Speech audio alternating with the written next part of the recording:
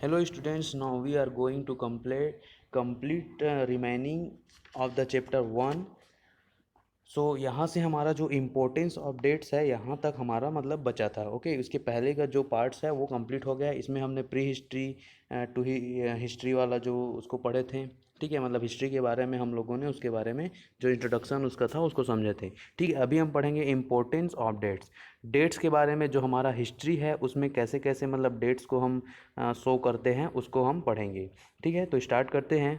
We already know that dates in history are expressed in BC and AD। ठीक है, इसको तो हम जानते ही हैं कि जो AD और BC है उससे हम जो हमारा हिस्ट्री है उसके डेट को हम डिनोट करते हैं। ठीक है, एक्सप्रेस करते हैं कि हम कैसे उसका जो डेट है, जैसे कि अभी का डेट है कि अभी कौन सा ईयर चल रहा है, ठीक है, उसके अकॉर्डिंग ही हम वहाँ से उसका BC और AD में हम उसको एक्सप्रेस करते हैं। The years before the birth of Jesus Christ are written in BC or BCE, which means before Christ or before the Christian era।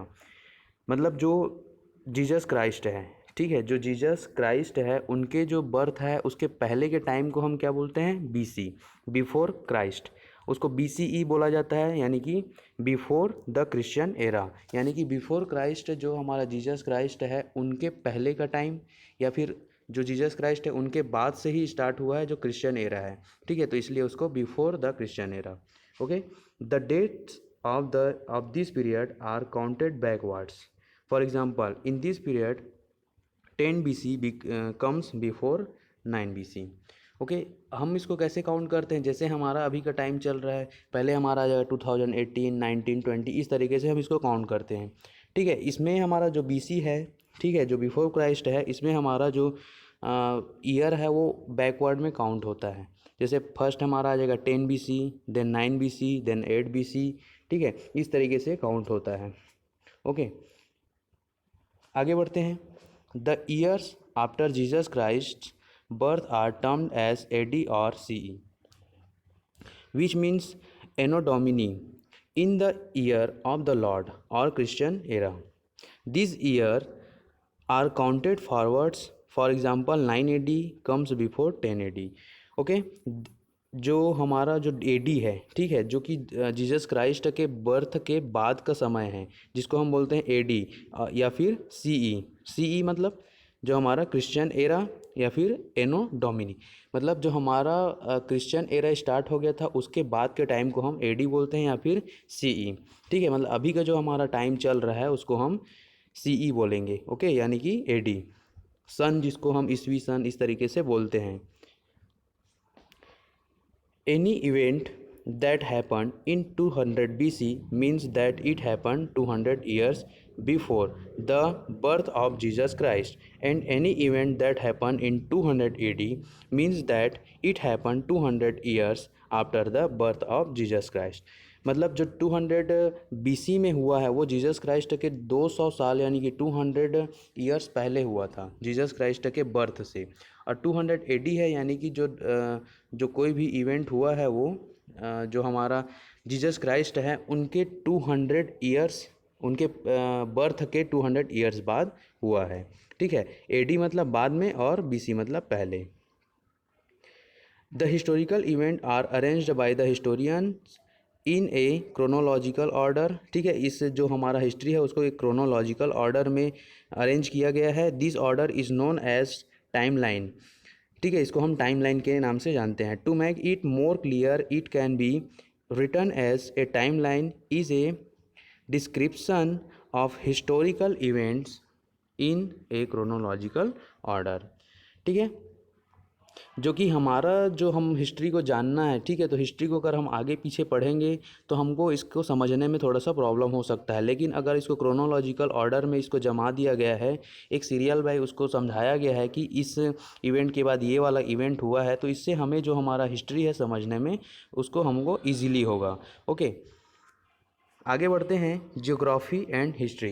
देखो, जियोग्राफी क्या होता है? जो जियोग्राफी एंड हिस्ट्री, इन दोनों का जो हमारा एक कॉम्बिनेशन है ये बहुत ही हमारे लिए बहुत ज़्यादा इम्पोर्टेंट है, क्योंकि जो हमारा हिस्ट्री है एक जियोग्राफिकल ही एक उस पर ही डिपेंड करता है कि जियोग्राफिकली यहाँ पे हुआ क्या था। ठीक है, हमको जियोग्राफी के बिना हम हिस्ट्री को नहीं समझ सकते। तो यहाँ पे हम पढ़ते हैं geography has significantly influenced the human appearance, action and social developments. It has played an important role in the history of India. India has diverse geographical features. India has been blessed with high mountains, hot desert, fertile river valley, and a large number of rivers. In India, northwestern part has been bearing the fury of invasions since ancient time. All the advanced cultures have mostly been limited to the northern subtropical monsoon area. All, all the ancient civilization grow in river valleys. अब देखो यहाँ पे जो हमारा history है वो उसके geographical जो जियोग्राफिकली वहाँ साइनिफिकेंट है वहाँ से ही हमारा डिपेंड करता है। ठीक है, जैसे हम किसी चीज़ के बारे में जानना है कि कोई भी चीज़ कहाँ पे हुआ, कोई भी इवेंट कहाँ पे हुआ, तो हम उसको जियोग्राफिकली जानना ज़रूरी है कि अगर हमारा सूर्यग्रहण में कुछ हुआ है हिस्ट्री में, तो हमको सूर्यग्रहण के बारे में पता होना चाहिए, सूर्यग्रहण का जगह मालूम होना चाहिए, तभी हम उसके बारे में बता सकते हैं। उसी तरीके से जो हमारा इंडिया है, ठीक है, ये जियोग्राफिकली उसको हमको डाइवर्स किया गया है। ठीक है, जैसे कि इसको माउंटेन में, डिज़र्ट में, हॉट डिज़र्ट में, रिवर वैलीज जो है, ठीक है, लार्ज नंबर ऑफ़ रिवर्स, यहाँ पे रिवर्स बहुत टाइप्स के रिवर्स आपको देखने को मिल जाएंगे। ठीक है, इसी से ही हमें पता चलता है कि हमारे हिस्ट्री में हुआ क्या था, कि कौन से रिवर के जो साइड में हमारा जो रिवर है उसके उसके आसपास में क्या क्या हुआ था। In India north western part, जो इंडिया का नॉर्थ वेस्टर्न पार्ट है वह सबसे ज़्यादा, वहाँ पे सबसे ज़्यादा एंशियंट पार्ट्स, एंशियंट टाइम में वहाँ पे सबसे ज़्यादा कुछ ना कुछ इवेंट्स हुए थे, इसके बारे में हमें बताया गया है। All the advanced culture have mostly been limited to the northern subtropical monsoon area. जो नॉर्दर्न जो सब ट्रॉपिकल मानसून एरिया है, जहाँ पे ज़्यादा से अच्छे से मतलब वहाँ का जो एटमॉस्फेयर है बहुत अच्छा रहता है, जैसे हमारा नॉर्दर्न, जैसे यूपी साइड हो गया, ठीक है, यूपी हो गया हमारा, और बिहार हो गया, इस साइड का दिल्ली वगैरह, ये सब चीज़ें जो है इस साइड का जो एटमॉस्फेयर है काफ़ी अच्छा था। इसलिए सबसे पहले जो एंशियंट में जो लोग आए, जो कुछ कुछ इवेंट हुआ, मैक्सिमम मोस्टली उधर ही ज़्यादा हुआ है। ठीक है, all the ancient civilization grow in river valleys, और जितना भी मैक्सिमम सिविलाइजेशन हुआ है, जो अच्छी अच्छी जो सिटीज़ वगैरह, जो ओल्ड सिटीज़ वहाँ पे हुई थी, ये सब चीज़ें रिवर्स के आसपास ही हुए हैं।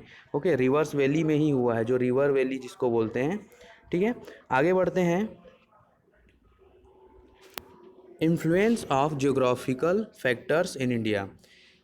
अब देखते हैं कि जो हमारा इन्फ्लुएंस क्या क्या है जियोग्राफिकल फैक्टर के हिसाब से इंडिया में। ठीक है, geographical factors have greatly influenced the history of India. Following are a few of the factors. कुछ फैक्टर्स यहाँ पे दिए गए हैं। Since thousands of years, India remained protected from regular invasions from the north due to the Himalayas, but people used the passes in the mountains as routes of contact. Thousands years ego, मतलब thousands years पहले क्या होता था कि यहाँ पे जो हमारा जो हिमालय है, ठीक है, नॉर्थ में जो हिमालय है, ओके, यहाँ से क्या होता था, जो नॉर्थ में हमारा जो हिमालय है, ठीक है, हिमालय जो है कि एक इंडिया को प्रोटेक्ट करके रखा हुआ है, लेकिन उसके बावजूद भी लोग वहाँ से एक दूसरे के मतलब इधर से उधर एक दूसरे से कंट्री में जाने के लिए वहाँ पे रूट्स जो बने हुए थे, माउंटेन में पासेस करके रूट्स बना होता था।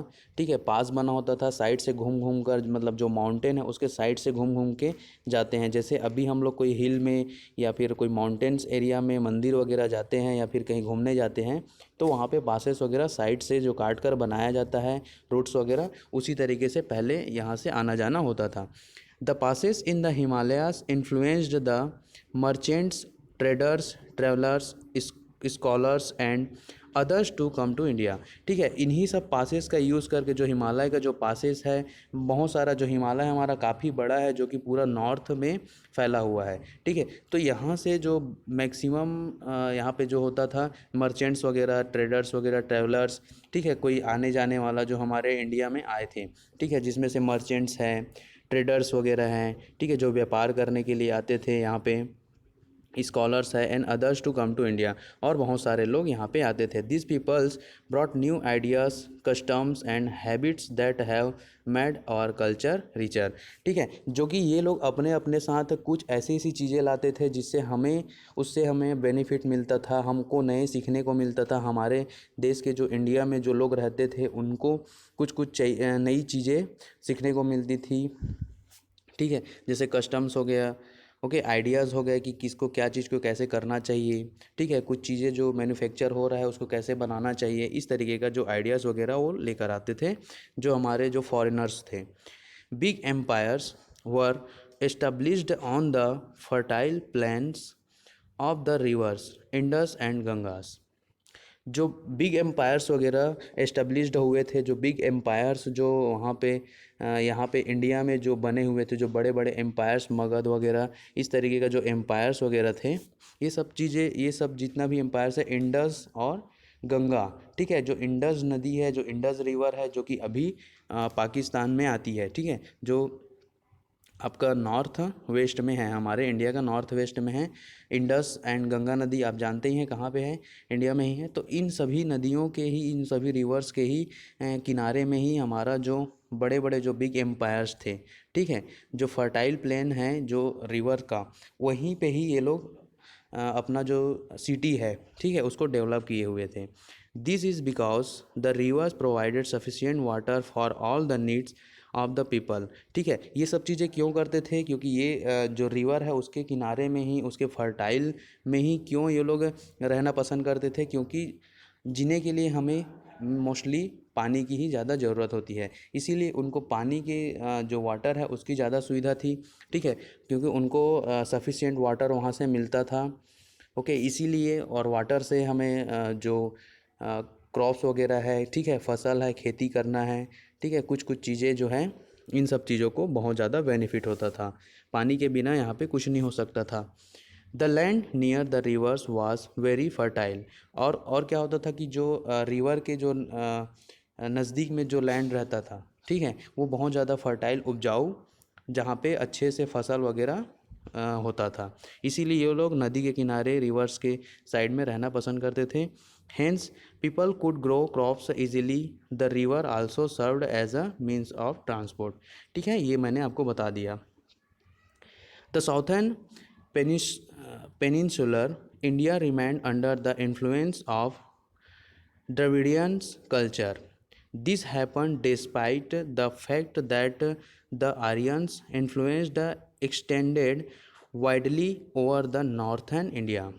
The geographical reason behind this was that the Vindhyas stand between the northern and southern India.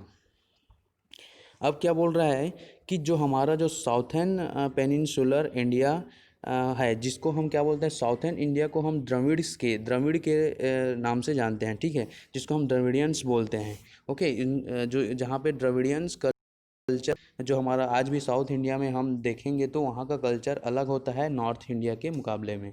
ठीक है, जो नॉर्थ इंडिया में अलग कल्चर होता है और साउथ इंडिया में अलग कल्चर होता है।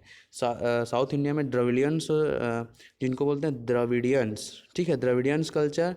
एंड नॉर्थ इंडिया में जो था उसको आर्यंस बोलते थे। नॉर्थ इंडिया वालों को आर्यंस बोलते थे और साउथ इंडिया वालों को द्रविडियंस। ओके, और जो हमारा द्रविडियंस और आर्यंस ये क्यों डिवाइडेड थे, क्योंकि जो हमारा साउथ इंडिया और नॉर्थ इंडिया है, इसके बीच में जो जियोग्राफिकली जो ये लोग डिवाइडेड थे वो था विंध्यास। ठीक है, जो विंध्यास, जो विंध्यांचल, जिसको हिंदी में विंध्यांचल पर्वत बोलते हैं, ठीक है, विंध्यांस था इसके बीच में।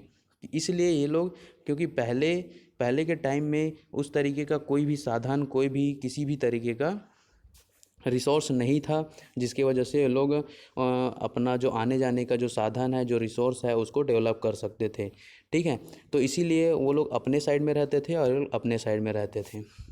Okay, the endless geographical varieties of India have remained it colorfully intact. It gave India the best civilization and societies in the world.